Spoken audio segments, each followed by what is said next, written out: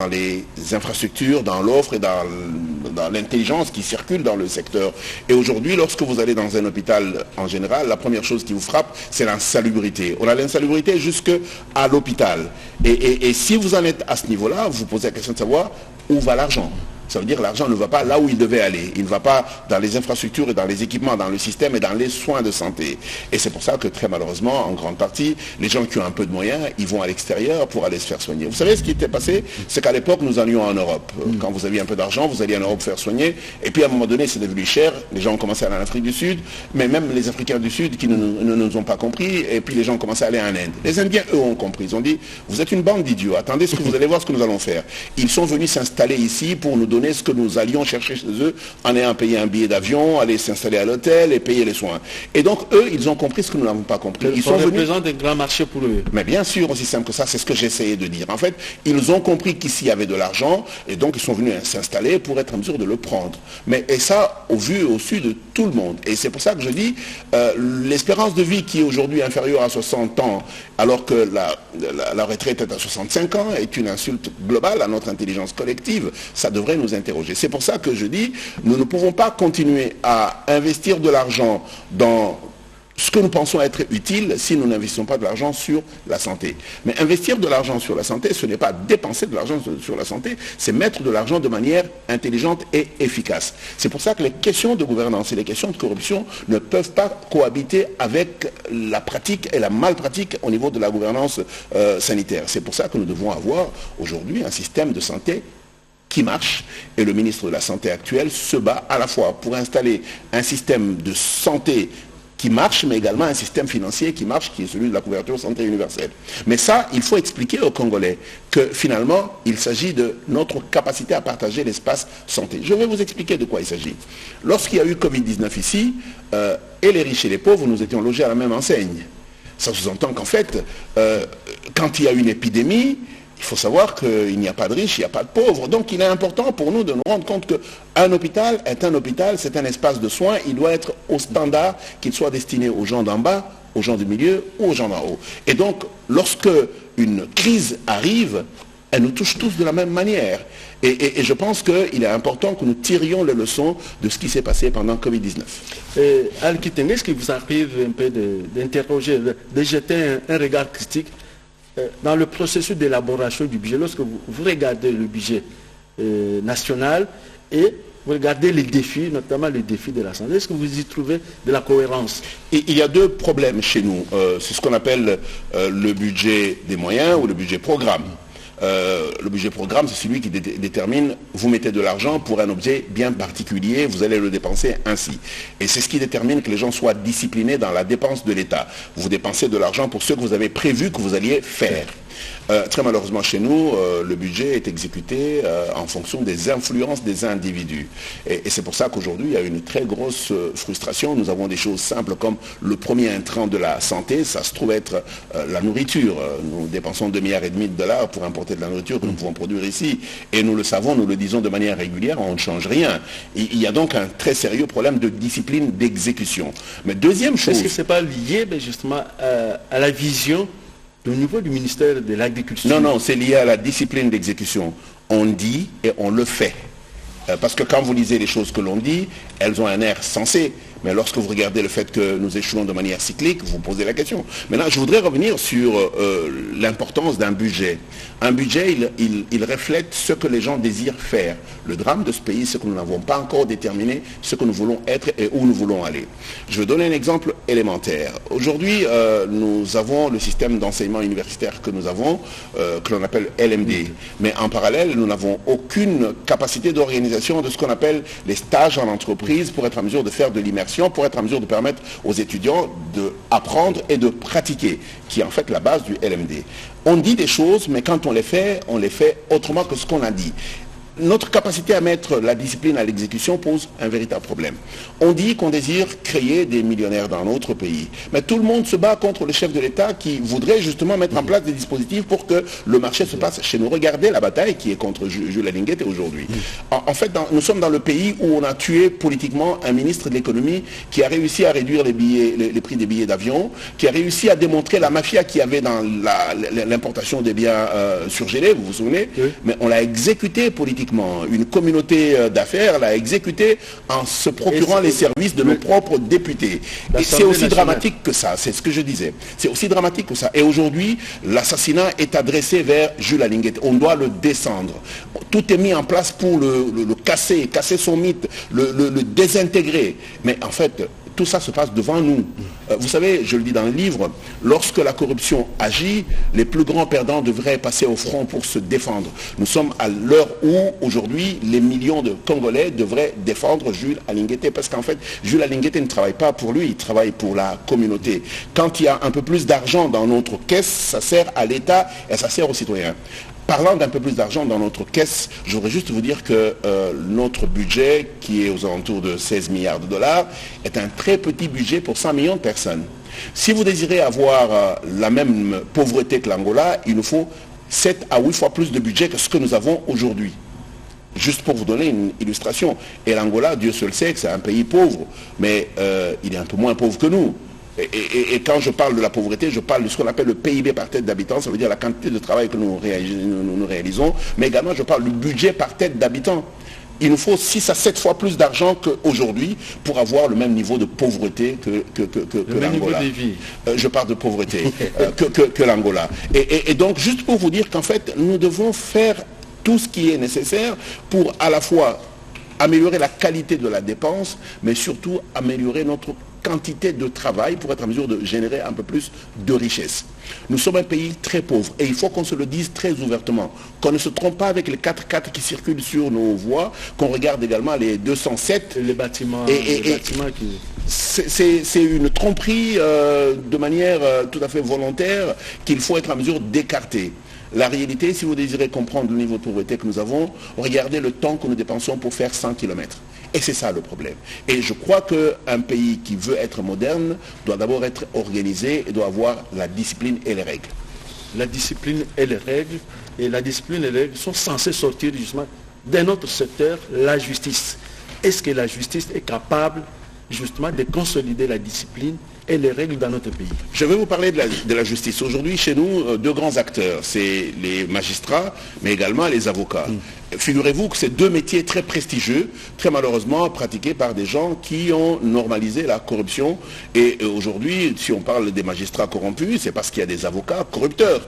Et c'est ce que je disais tout à l'heure. Ça marche les pairs. Et ça va toujours ensemble. Mais derrière, il y a un troisième.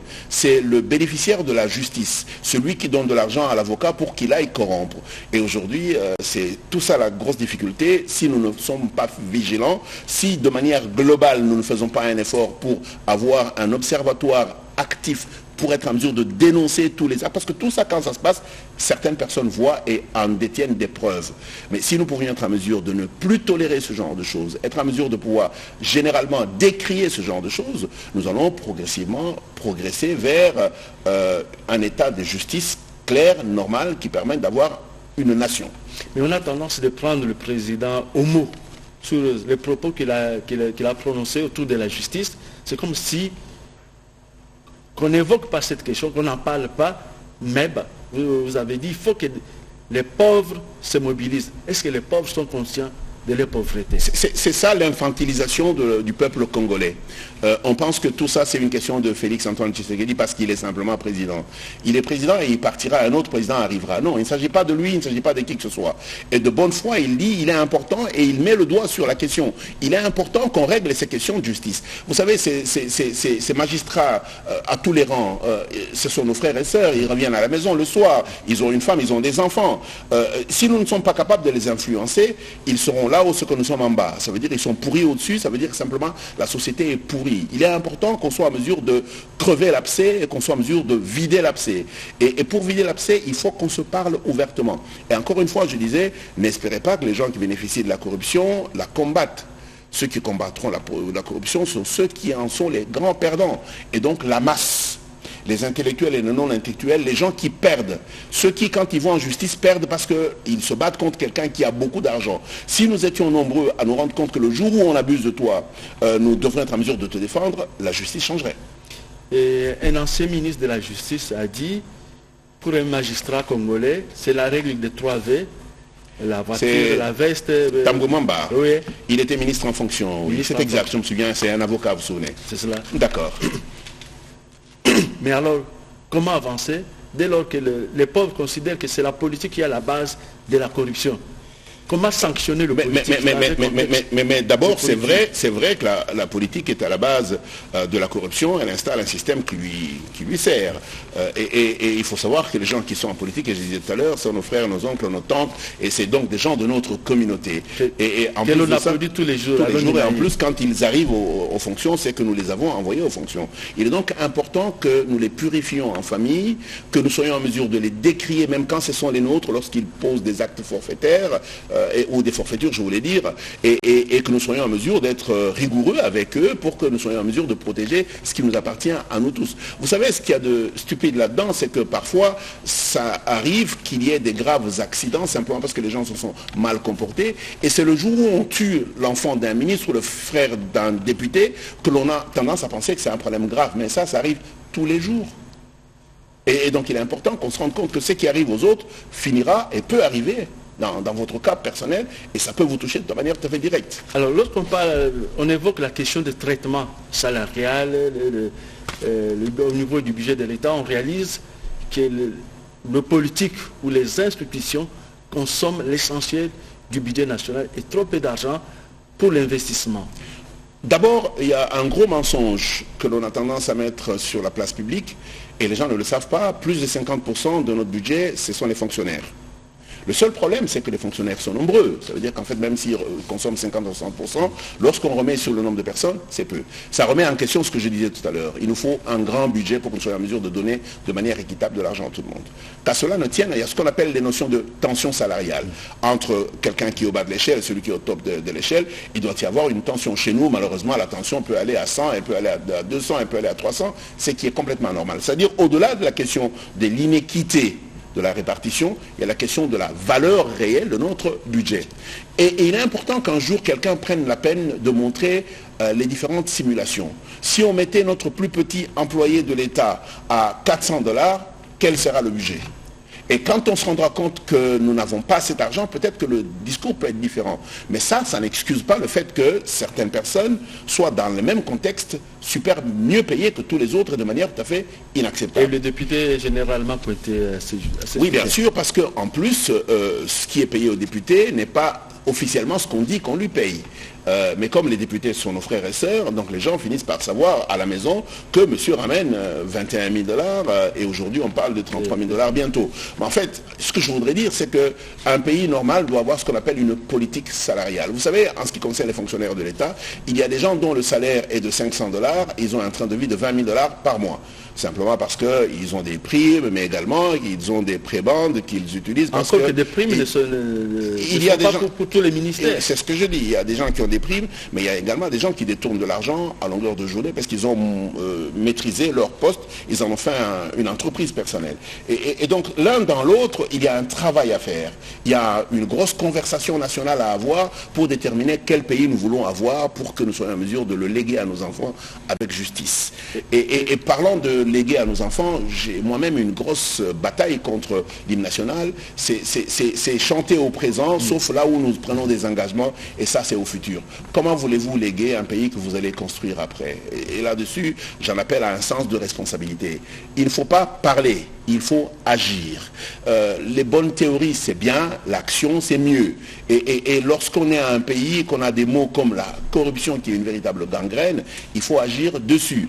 Il ne faut pas lutter contre la corruption, il faut la déraciner, il faut l'écraser, il faut la sortir de notre situation.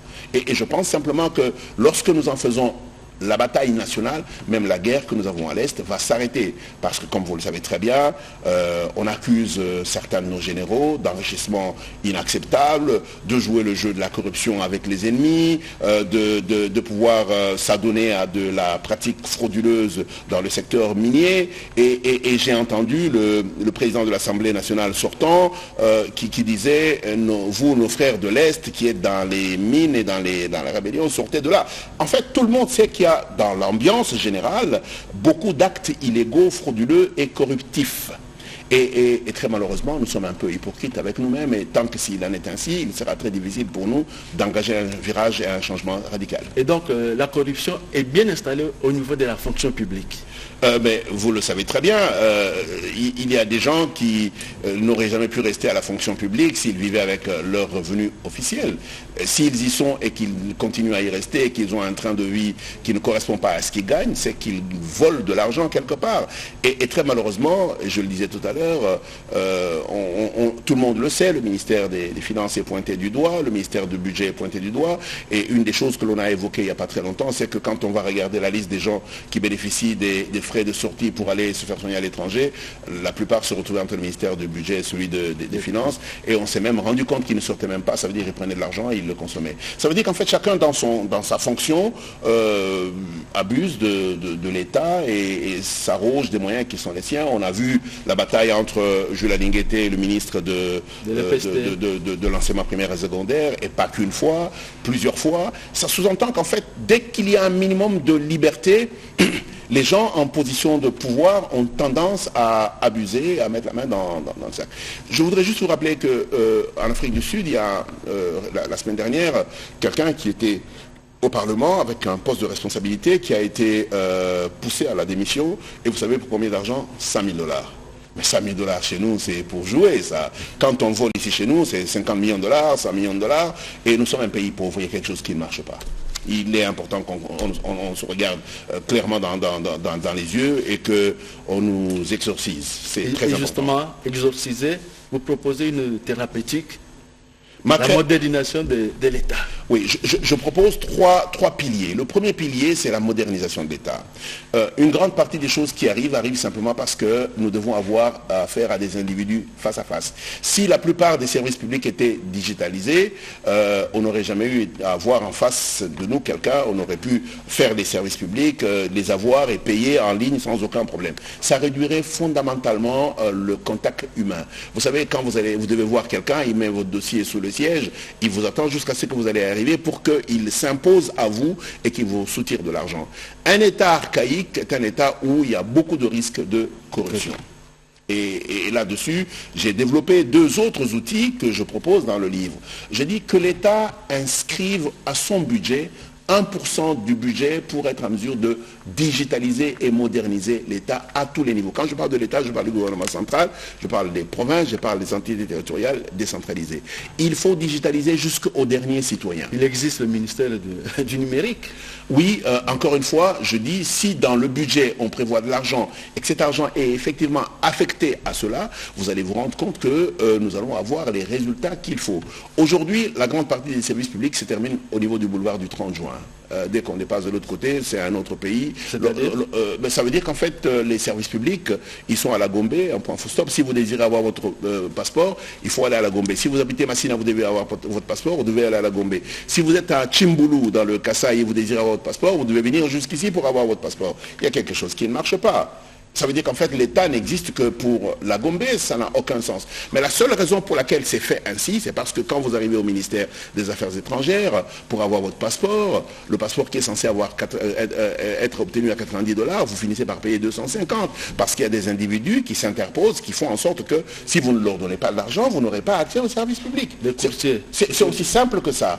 Et ça, c'est le passeport, mais on a la même chose pour les autres services publics. Et donc, il faut juste se rendre compte qu'il faut digitaliser et il faut permettre que les services publics soient faits sans qu'il y ait une interface humaine. Et ma deuxième suggestion et dans la sensibilisation. Aujourd'hui, la corruption est dans la moelle épinière des Congolais. Il faut arriver à la sortir.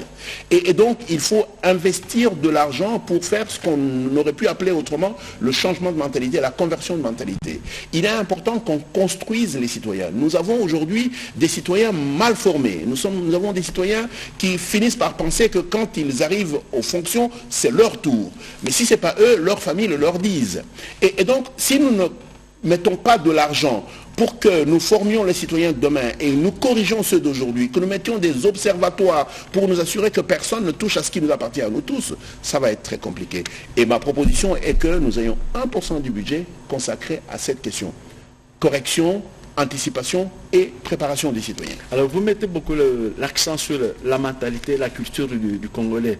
Alors il y a pourtant, on donne l'impression que l'évangélisation, le christianisme est au niveau le plus élevé, mais devant la pauvreté, on se laisse entraîner. Devant la corruption, les évangélisés, non évangélisés, on va dans la même direction. Il y a quelque chose qu'il faudrait que vous compreniez, qu'il y a la corruption, y compris dans les églises. Et les pasteurs eux-mêmes ne sont pas nécessairement préparés à l'intégrité. Vous connaissez les différents scandales où le pasteur détourne les biens qui appartiennent à l'église. Vous connaissez bien ces affaires qui sont récurrentes où on décide de mettre de l'argent pour l'église et le pasteur, quand il achète le bien, il le met en son nom personnel.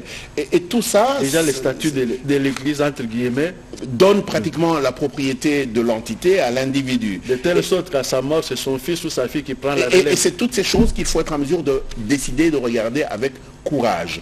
Et ça, j'en veux aux universités aussi parce qu'elles ne font pas leur travail. Le travail des universités, c'est d'éclairer la communauté, de mettre des analyses nécessaires pour être en mesure de pouvoir déterminer ce qui est bon et ce qui ne l'est pas. Nous devons avoir des référentiels. Et aujourd'hui, les référentiels que nous avons se sont imposés à nous. C'est arrivé par hasard.